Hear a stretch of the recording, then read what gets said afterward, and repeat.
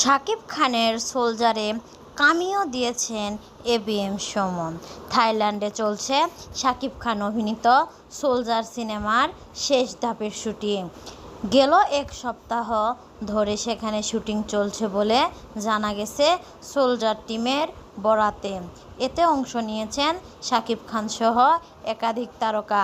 বিজ্ঞাপন নির্মাতা শাকিব ফাহাদ পরিচালিত সিনেমাটিতে শাকিব খানের বিপরীতে দেখা যাবে তানজিন তিশা ও জান্নাতুন ফেরদৌস ঐশীকে। তারাও সিনেমার শুটিংয়ে সেখানে অবস্থান করছিলেন। আজ পুরো টিমের দেশে ফেরার কথা রয়েছে। শাকিব খান ও তানজিন তিশা ছাড়া সিনেমাটিতেও আরও আছেন কারা অভিনয় করছেন সে বিষয়ে চূড়ান্ত কিছুই জানানো হয়নি। এবার জানা গেল সিনেমাটি থাইল্যান্ড পার্টের শুটিংয়ের অংশ নিয়েছেন অভিনেতা এবিএম সুমন। বিষয়টি পরিচালক ও সমকালকে নিশ্চিত করেছেন। তিনি বলেন, সিনেমাটি গুরুত্বপূর্ণ একটি চরিত্র এবিএম সুমনকে দেখা যাবে, যার উপস্থিতিতে গল্পে নতুন মাত্রা যোগ করবে।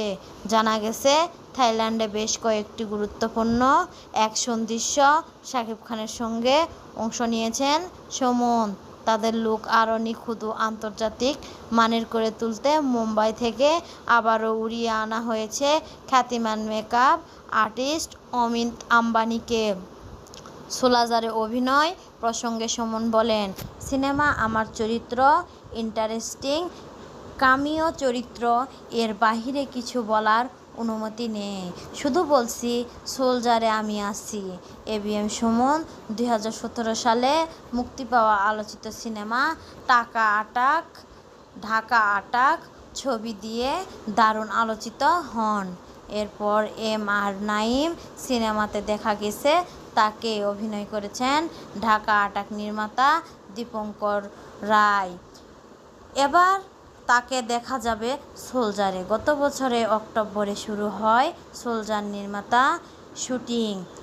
শুরুতে চলতি বছরে শেষে মুক্তির পরিকল্পনা থাকলেও নানা কারণে তা পিছিয়ে যায়। তবে নির্মাতা জানিয়েছেন 2026 সালের মধ্যেই সিনেমাটি দর্শকের সামনে আনা হবে। শাকিব ফাহাদ বলেন, সিনেমাটি ঠিকভাবে শেষ করাই এখন আমাদের মূল লক্ষ্য। অক্টোবর কিংবা ডিসেম্বর দুই সময় বিবেচনায় রয়েছে। তিনি আরও বলেন, ভালো সিনেমা শুধু উৎসবেই নয়, সারা বছর মুক্তি পাওয়া উচিত। দর্শক ও হল মালিকদের প্রত্যাশা মাথায় রেখেই আমরা সময় নির্ধারণ করব। গত বছর শুটিং শুরুর সময় একটি মোশন ভিডিও প্রকাশ করে আনুষ্ঠানিক ঘোষণা দেওয়া হয়েছিল।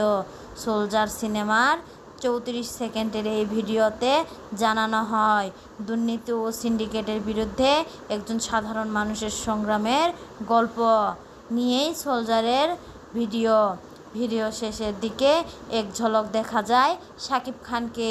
এলোমেলো চুল, দাড়ি, কপাল ও মুখে আঘাতের চিহ্ন, চিৎকার করে আকাশের দিকে তাকিয়ে তীক্ষ্ণ দৃষ্টিতে। ঠিক সেই মুহূর্তেই ব্যাকগ্রাউন্ড শাকিবের কণ্ঠে শোনা যায়, তোমার জন্য দেশ নাকি দেশের জন্য তুমি। মাটিতে সিনেমার আরও অভিনয় করেছেন তারিক আনাম খান, তৌকির আহমেদ প্রমুখ।